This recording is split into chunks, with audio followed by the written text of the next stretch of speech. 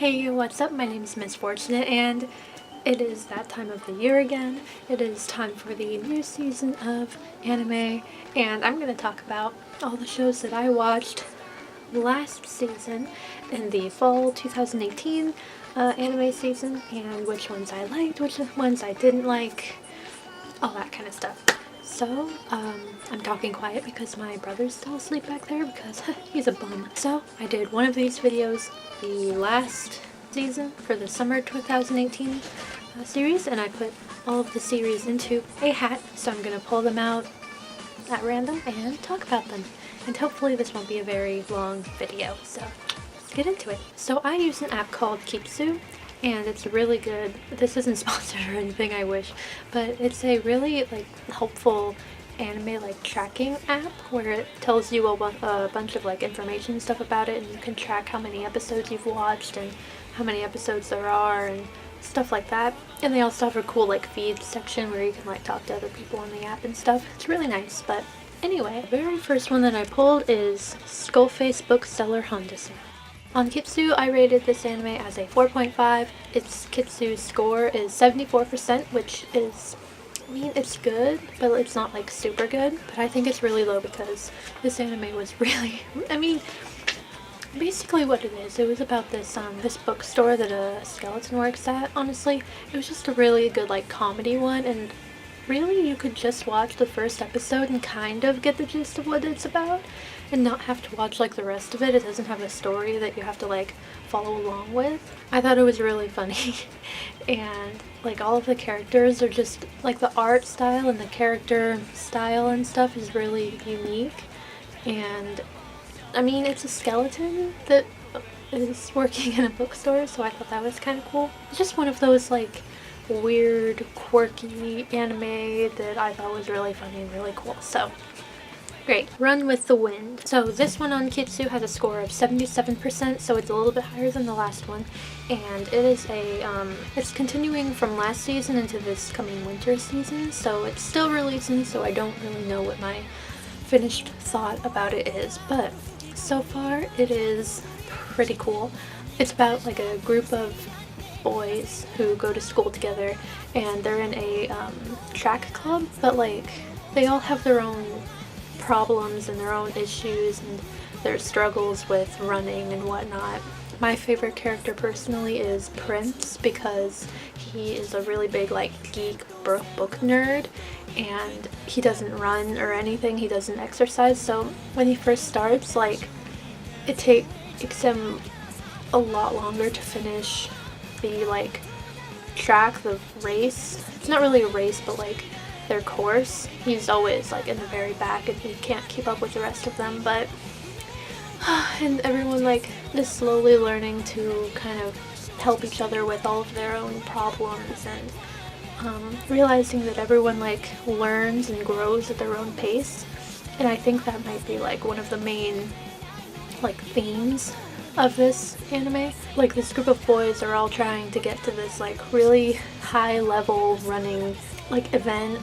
It's called the Hakune something, I don't know, but yeah, it's really good and I think that everyone should watch it. I think it's technically a sports anime, maybe.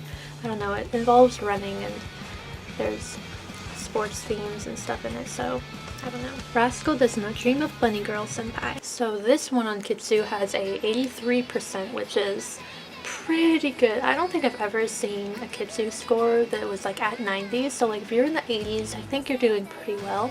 And I give this 5 stars because I actually started this one towards the end of the season, so I only had 2 or so episodes to watch that we're currently releasing. This is one of those that I think was really popular this season because when you hear the name Bunny Girl Senpai, you think it's going to be really, I don't know, fan servicey, or the description does no justice for the show. The initial image does nothing for the show. Honestly, Bunny Girl Senpai has almost nothing to do with the show, and it's really into your mind and makes you think about things, and has really deep themes and whatnot, and some parts are really emotional, and there's twists and turns, and It's really good. But basically what it's about, it's like something about an adolescent syndrome, which I think takes different forms in different people. Like the bunny girl senpai character, for a time she wasn't able to be seen by anyone except for this one main character, and he helped her to like get through this problem and help her so that people can see her again. And then other characters come in and he helps all of them, and I honestly love all of the characters. Like the main character, this might be a little bit of a spoiler, so like skip ahead like 30 seconds or so, but he is just such a, throughout the entire season he just helps everyone, but he doesn't like, he has kind of like a cold personality, but like he cares so much, and like every time someone comes to him with a problem, he'll do anything, even if it's completely out of the way, to help this person with their problem. And I think that he is such a good character. Okay, this really is a spoiler, so if you haven't watched it, first of all go watch it and then just like skip past this part. I'll put like a time slot right here. But like in the end, initially for the ending, I thought it was kind of like, what the heck is happening? Like it seemed really scattered and not how it should have been. Sakata's dealing with his family issues and whatnot, but then Mai is like doing her own thing, and then he runs away to go visit Mai, and like it seems really scattered if you don't really think about it, but then it's all about their relationship. And I think it got really easy to forget that that's what the show is really about, because of all the different characters and all the different problems with all of the characters.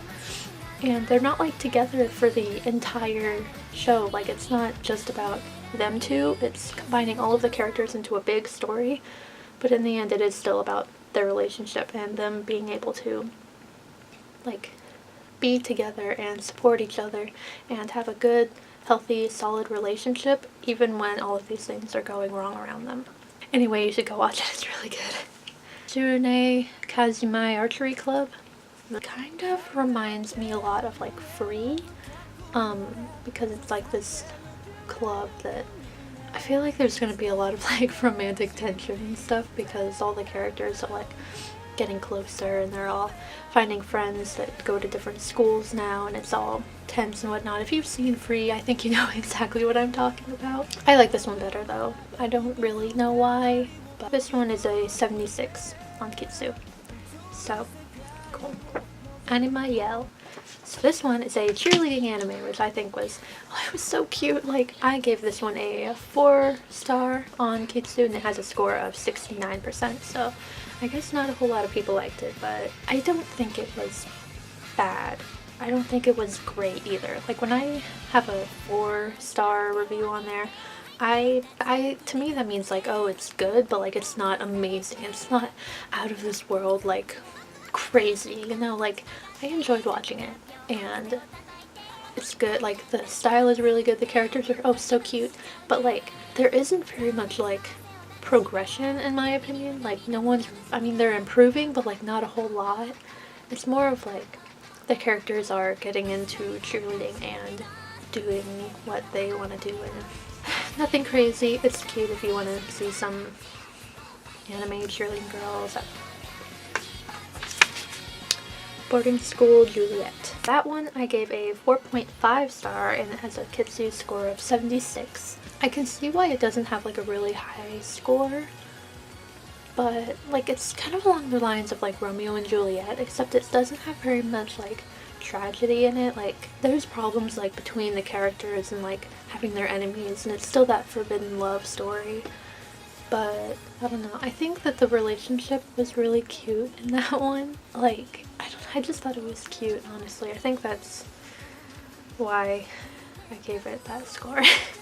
It was just adorable. Radiant. So this one is also continuing from this season into this next winter season. Today I actually dropped this anime because it has a Kitsu score of 66. I have such a lisp, I'm so sorry. And I gave it 2 stars. And I did that because like I got through like 13 episodes of this thing, but I feel like in the beginning it seemed really interesting. Like the characters were really cool and unique. I mean, not unique. I mean it was a cool looking show, and like it had some funny scenes, and like it had a good like storyline at first. But then the more I watched, the more it started to get like really spread out and just scattered and not very well organized. Like in this past episode I just watched, there was like this big villain guy, and then there was this main character, and the main character had his friend next to him, and this big guy came and started attacking the main character, and the little guy just like disappeared. And I was like, where did he go? And then later, after like in the middle of the fight, suddenly he was back again. Like, I don't know where he went, I don't know what happened, but I think that was like the turning point for me. I was like, okay, hey, your cat ears are showing. This one has a score of 75% and I give it 5 stars. I think that this, okay, first of all, this anime is like one of those like short ones where the episodes are only like 3 minutes long. So to have such a good score, like to me, in my opinion, is really impressive, because, so keeping that in mind, there isn't like a really set like story that you really have to like focus on and understand, but it's really cute. Like the style, first of all, is very, very cute. The characters are very, very cute. One of them is like a little boy and he has little cat ears, and oh my god, he's so cute. His name is Meow. Oh my god. A cute like romance thing, except the characters are like have really big age differences, but like it's really adorable, and nothing like really happens in it. It's just like they're cute together. I can't explain it. It's just adorable. I think you should go just like watch one episode. Shingai-san no Yome. I gave this one 2 stars and it has a score of 60%. I watched it because it was weird. It's like these middle school or high school boys are like getting engaged to like these weird like mythical creatures or something that I don't really know what they are. Like there's a mummy, and I don't know, and the boys are wives to these things, and they're married, and I don't know.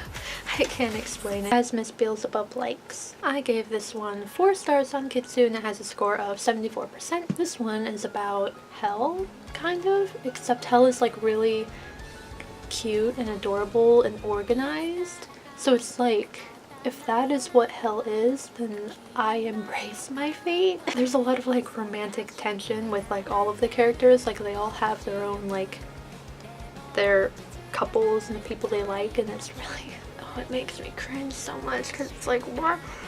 Oh, it's like watching 2 people who belong together, but they like keep turning away from each other. It's like, just date. Just a really cute show, honestly. And it's all like pastel colors and like cute characters, and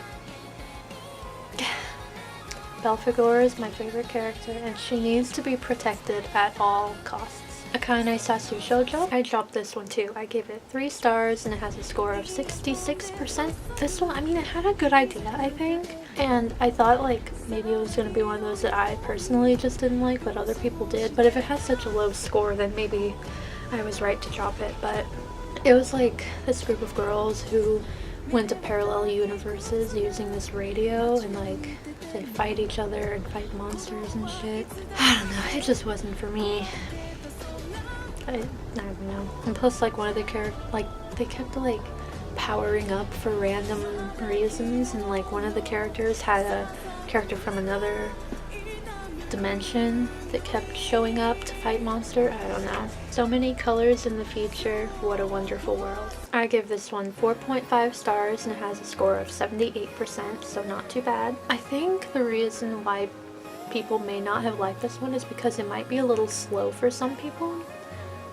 And it's just really calm, and no, it's not something that like makes your heart race and you're like, oh my god, I need to get to the next episode or else I will die. But I think it had a really good story. It takes place, the main character like goes into the future for some reason, and she doesn't like magic, but she is really powerful.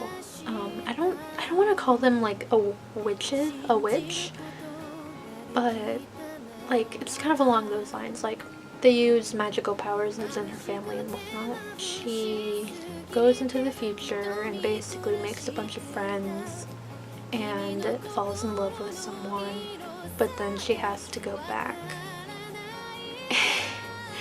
And the last like 3 episodes put me on such an emotional roller coaster.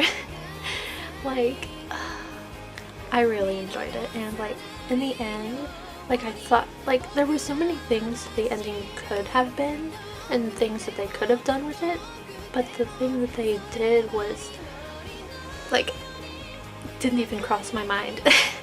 And when it happened I was like, oh no. Characters are all nice and like they have just the perfect amount of conflict in my opinion. Like the problems with her magic and like friendship problems and relationship issues and just a lot of things like that, and I think it was really good. And plus it was just a really pretty art style too. So Bloom Into You, I gave this one 4 stars and it has a 79 on Kitsu. This one I know was a manga adaptation. I don't know about all the rest of them, but I know I've seen this manga in Barnes & Noble. And this one is about a 2 girls who like kind of fall in love with each other, but like not in the traditional sense. Like the main character, I think, doesn't really know what love is at first, and she like doesn't really come to terms with it immediately. Then like the character she loves like doesn't want her to love her back. And one of the quotes from that show that really stuck with me was, I can't love somebody who likes the things I hate.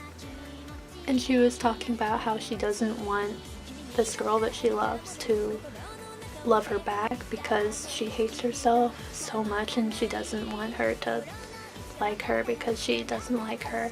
And that, oh god, I think the ending kind of sucked because you didn't really see what happened with them, and like the event that they were leading up to didn't happen in the anime. So I might say that you should just read the manga instead, maybe? I haven't read the manga, so I don't know if it's any better or whatnot, but usually it is. I thought it was fun to watch. I think the only reason that I didn't give it a 4.5 was because the ending was so bad. So, Miss Vampire, Who Lives in My Neighborhood, I give this one 3 stars and has a 71%. This one's just one of those normal ones with like middle school girls being friends and doing stuff, you know, just one of those basic ones. 2 of the characters are vampires. The main character moves in with the vampire for whatever reason. The parents are just like, oh, that's fine. The characters were cute, I guess. Nothing special. Alright, so then the last one I have is Zombieland Saga. This one I think had a really good hype too. I gave it 4 stars and it has a Kitsu score of 78%. I actually almost dropped that one in the beginning because I don't really know. I don't think I'm like an idol anime type of person. I don't want to watch like idols and whatnot. Like, I don't know. It's not my thing, I guess. Once I got through kind of like the first like quarter of the show though, we started seeing more about the characters, and like basically all of the characters they're all zombies and they all came from their own lives and whatnot. The manager character said they're supposed to save Saga, but like I don't really know what that means. I think once I got past the first few episodes, they started like getting more into like the character development and how the characters died and like what their past lives were. And I think that's when it started to get interesting because like more conflicts came out based on what the characters had to do and what their past lives were, and like they had to deal with things that like had to do with how they died in their past life and get through like the fear and anxiety of that. I think the character development was pretty good and the characters are pretty cute. Plus they have a transgender character in there, so like there's like inclusion of that, which I think is really good. Like I can always go for some LGBT characters in anything, so that's cool. But yeah, it was better than I thought, and I'm glad that I didn't drop it like I was going to. So anyway, that is my video for today. Yay, it only took me 30 minutes. Thank you so much for watching. Let me know if you watched any of these anime in this past season of fall 2018. What were your favorites? Were there any that I didn't mention that you really liked? Tell me about it. Did any of these sound interesting to you? I don't know, I know I haven't really been like posting as much lately. I am on winter break right now, so I have time to like record and edit and stuff. So hopefully I'll have some more videos prepared for when I go back to school, and I'll probably be more busy, but I'm doing my best. So if you want to find me on any of my other social media, I am on Twitter at CastyShell, or on Instagram where I post cosplay pictures and different stuff like that, and Missy Fortunate with an I, not a Y, because why not? So don't be afraid to reach out. Let me know what you think. Let me know if you want me to do anything else.